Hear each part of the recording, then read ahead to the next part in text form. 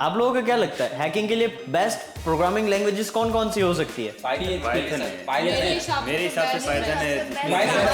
मेरे हिसाब से अब इनका ये बिग बॉस जैसा डिस्कशन खत्म तो होगा नहीं, लेकिन आपको मैं एक सिंप्लीफाइड वे में समझा दूंगा कि कौन कौन सी ऐसी प्रोग्रामिंग लैंग्वेजेस है जो आपके लिए बेस्ट होगी अगर आप एथिकल हैकिंग या साइबर सिक्योरिटी में आना चाहते हैं या उसमें अपने करियर को एनहेंस करना चाहते हैं। तो इस वीडियो को एंड तक देखना और सारे की पॉइंट्स में ये जानना कि आपके लिए कौन सी वो लैंग्वेज है जो आपके लिए रिजल्ट अच्छा देगी। तो गाइस सबसे पहले बात करते हैं सबसे पहली प्रोग्रामिंग लैंग्वेज की जो काफ़ी हमारे फील्ड में कॉमन है, सभी को आनी चाहिए। अब वो लैंग्वेज अगर नहीं आ रही है तो थोड़ी प्रॉब्लम है, यानी अगर आपको स्टार्ट करना है तो वो लैंग्वेज बेस्ट है और उस पर कमांड अच्छी होनी चाहिए। कौन सी लैंग्वेज है? बैश। जी हाँ, बैश वो लैंग्वेज है जो हमें शेल से इंटरैक्ट करने में हेल्प करती है। अब बैश से ही आप शेल एक्सेस करोगे, शेल को यूज़ करोगे, अटैक करना होगा, वहाँ से ही रिट्रीव होगी शेल, उसको एक्सेस करना होगा, ये सारा काम यानी अपने सिस्टम पे भी और सामने वाले के सिस्टम पे भी जितना भी काम हम उसके एक्सेसिंग वाला लेंगे हमें बैश कमांड्स आने चाहिए। अब अगर हम हाई लेवल तक बैश प्रोग्रामिंग लैंग्वेज सीख जाते हैं तो हम हमारे आधे से ज़्यादा हैकिंग के काम को ऑटोमेट कर सकते हैं, यानी हम बस एक स्क्रिप्ट रन करेंगे और वो सारा का सारा कमांड, सारी की सारी चीज़ें वो लूप पे रन करेगा जो हम करना चाहते थे या हम कर रहे थे, राइट? यानी उसने हमारा काम ऑटोमेट कर दिया। तो स्टार्टिंग के लिए बैश बहुत ज़रूरी है, लिनक्स को सीखने के लिए भी बैश ज़रूरी है। तो यानी अगर आप स्टार्ट कर रहे हैं और आप एक अच्छी कमांड बनाना चाहते हैं तो आपको बैश लैंग्वेज ज़रूर सीखनी चाहिए। अब इसी ऑटोमेशन प्रोसेस को अगर ध्यान में दें तो ऑटोमेशन हमारे लिए बहुत अच्छा हो सकता है। तो इसी चीज़ को एक और अच्छे लेवल पे ले जाने के लिए आप पाइथन सीख सकते हैं। हाँ, पाइथन आपको और अच्छा एडवांस ऑटोमेशन प्रोवाइड करेगी। यहाँ पे जो काम बैश में आप कर रहे थे वो भी कर सकते हो, बट ये कुछ और फीचर्स को ऐड करने देगी। इसमें मॉड्यूल्स पहले से बने हुए हैं, आपको एक अच्छा एनवायरनमेंट मिल जाएगा और ये बैश की तरह ही फास्ट है, तो आपको यहाँ दिक्कत देखने को नहीं मिलेगी। यानी अगर आप एक स्टार्टिंग फेज से थोड़ा आगे बढ़ चुके हैं, यानी आप लिनक्स को थोड़ा समझ चुके हैं, बैश की थोड़ी बहुत ग्रैस्प कर चुके हैं नॉलेज, तो आपको बढ़ना चाहिए पाइथन पे। अब पाइथन आपको अच्छी खासी नॉलेज देगा ऑटोमेशन की। अब ये हाई लेवल लैंग्वेज है तो हाँ, इसको सीखना आसान होगा, लेकिन अगर आप कोई दूसरी लैंग्वेजेस देखते हैं जो लो लेवल है उनको सीखने में थोड़ी सी डिफिकल्टी आएगी। तो यानी ये ईजी है समझने में भी, तो ये हमारे लिए एक प्लस पॉइंट और हो गया। अब आगे आता है आपकी फील्ड पे। अब आप चाहते हैं वेब पेनिट्रेशन टेस्टिंग जैसी फील्ड को ग्रैस्प करना, उस पर अपनी कमांड अच्छे से बनाना चाहते हैं, तो यहाँ पे आपको पूरी ये लैंग्वेजेस नहीं सीखनी है जो मैं बताने वाला हूँ अभी, बट उनका अच्छा खासा नॉलेज आना चाहिए। तो वो लैंग्वेजेस कौन सी है? सबसे पहले HTML, सेकेंड CSS। इन दो का आपको बेसिक नॉलेज होना चाहिए और ये अराउंड आप 1-2 दिन के अंदर सीख सकते हो बेसिक। तो यहाँ पे इतना ही हमें देखना है, ज़्यादा हम डिटेल में नहीं जाएंगे क्योंकि हमें कोई वेबसाइट बनानी नहीं है, हमें उसे हैक करना सीखना है। सेकेंडली आपको आनी चाहिए जावास्क्रिप्ट। जावास्क्रिप्ट काम कैसे कर रही है, अब उसके अंदर फंक्शनैलिटी क्या क्या हो रही है, उसके आपको बेसिक नॉलेज होनी चाहिए, तब आप वेब के अंदर अपना एक अच्छा करियर बना पाओगे। अब यहीं पे अगर आपको इसको और एडवांसमेंट पे ले जाना है तो आप PHP को सीखोगे, यानी यहाँ पे PHP के भी बेसिक्स को आप सीखने की कोशिश करोगे, सीखना शुरू करोगे।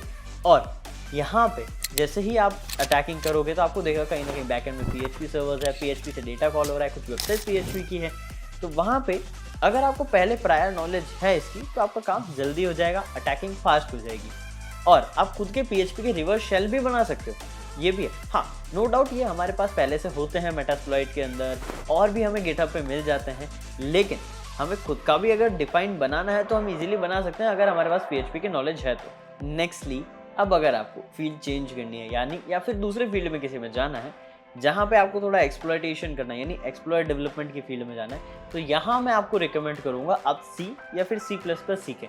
अब अगर आप C और C++ सीखने की सोच रहे हैं तो पाइथन जो आपने पहले सीखी उसको आप इसमें बाद में सीखना, यानी आपको पहले बैश, C++ देन पाइथन सीखनी है। अब इसमें मैं ऐसा क्यों कह रहा हूँ, ये फ्लो तोड़ क्यों रहा हूँ? यहाँ पे फ्लो तोड़ने का रीज़न ये है, C और C++ एक लो लेवल लैंग्वेज है, तो अगर आप एक हाई लेवल लैंग्वेज सीख के लो लेवल पे जंप करोगे तो यहाँ पे ये होगा कि आपको डिफ़िकल्टीज़ काफ़ी आएगी, आपको स्विच होने में या समझने में डिफ़िकल्टीज आएगी। लेकिन अगर आपने पहले ही एक लो लेवल लैंग्वेज से स्टार्ट किया है तो हाई लेवल पे जंप करना आपके लिए बहुत ईजी हो जाएगा। तो अगर आप एक्सप्लॉयट डेवलपमेंट या इन चीज़ों पे जाना चाहते हो, टारगेट सिस्टम्स के सॉफ्टवेयर्स को करना चाहते हो, एक्सप्लॉइट्स एंड अलग अलग मालवेयर्स बनाना चाहते हो, तो यहाँ पे आपको बेसिक C++ को समझना ज़रूरी है क्योंकि ये बहुत बेटर है इस फील्ड में। अब यहाँ पे आ जाता है अगर आप एंड्रॉयड पे जाना चाहते हो, तो अगर आपको एंड्रॉयड हैकिंग करनी है तो यहाँ पे इसके लिए आपको एंड्रॉयड रिलेटेड लैंग्वेजेस की नॉलेज होनी चाहिए। हाँ, डीप बिल्कुल नहीं, बट आपको ये समझ में आना चाहिए कि अगर आपके सामने कोड है उसका तो वो क्या काम कर रहा है वो आपको पता होना चाहिए। इतनी नॉलेज हमें चाहिए, बिना उसको समझे हम अटैक कर ही नहीं सकते। तो हमारे सामने अगर कोड है तो हमें उसको पढ़ना आना चाहिए, वो कर क्या रहा है वो समझना आना चाहिए, ताकि हम उसमें से लूपहोल्स ढूंढ के निकाल सकें। तो यहाँ पे आपको किन लैंग्वेजेस की नीड होगी? सबसे पहली लैंग्वेज आपको आनी चाहिए जावा। थोड़ा बहुत उसका बेसिक आपको समझ में आना चाहिए। अब सी प्लस प्लस, पाइथन, ये सारी चीज़ें आप सीख रहे हो तो आपको जावा भी सीखने में ज़्यादा मुश्किल नहीं होगी। आप सीख जाओगे, एक बार कमांड ग्रैस्प हो जाए, एक बार आप नॉलेज गेन कर लोगे, एक फ्लो बन जाएगा, तो फ्लो में आपको वो जावा सीखने में मुश्किल नहीं होगी। डिटेल में सीखना नहीं है, आपको बस इतना सीखना है कि आप उसे समझ सको। अब और यहाँ पे आपको और लैंग्वेजेस भी हेल्प कर सकती है, जैसे फ्लटर। अब ये फ्लटर थोड़ी लेटेस्ट टेक्नोलॉजी है, इसको अगर आप सीखते हो तो ज़्यादा इसमें अपने को डिटेल जाना नहीं है। हमें बेसिक जो समझने के लिए कोडिंग चाहिए होती है, जो हम कुछ अराउंड 15 डेज 20 डेज इसमें इसको समझ सकते हैं, फ्रेमवर्क को उतना हमें समझना है, ताकि हमारे पास जब ऐसा कुछ कोड आए जिस पर अपन अटैक करें तो हमें समझ में आए कि वो कोड करना क्या चाह रहा है। ठीक है, आपको इतनी डिटेल नॉलेज नहीं चाहिए। आप कोशिश करना, आपको डिटेल में अगर करना है तो बैश एंड पाइथन पे ही आप जोर दें।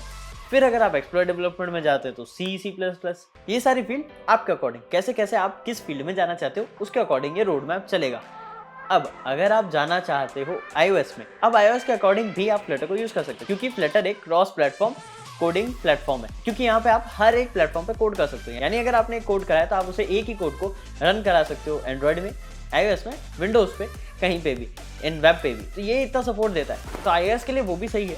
एंड आप स्विफ्ट की नॉलेज भी ले सकते हो। अब यहाँ पे ये इतनी सारी प्रोग्रामिंग लैंग्वेजेस आपको सारी एक साथ नहीं सीखनी है, एक एक करके अपना रोड मैप जो आपका फ्लो है वो सीखना है, लेकिन यहाँ पे हैकिंग के रिलेटेड। क्योंकि कई बार क्या होगा, कुछ लैंग्वेजेस आपको डेवलपमेंट की तरफ बहुत ले जाएगी, क्योंकि प्रोग्रामिंग लैंग्वेजेस डेवलपमेंट के लिए यूज़ होती है। तो आपको करना ये है कि यहाँ पे एक बार जैसे ही आपको लगे कि आपने अच्छी खासी ग्रैस्प कर ली है नॉलेज और आप उसको एथिकल हैकिंग या साइबर सिक्योरिटी में यूज़ कर सकते हो, वहाँ तक उसे सीखो। क्योंकि अलग अलग डीप एंड डाइव करते रहोगे अगर आप, तो उसकी डेवलपमेंट फील्ड में आप चले जाओगे।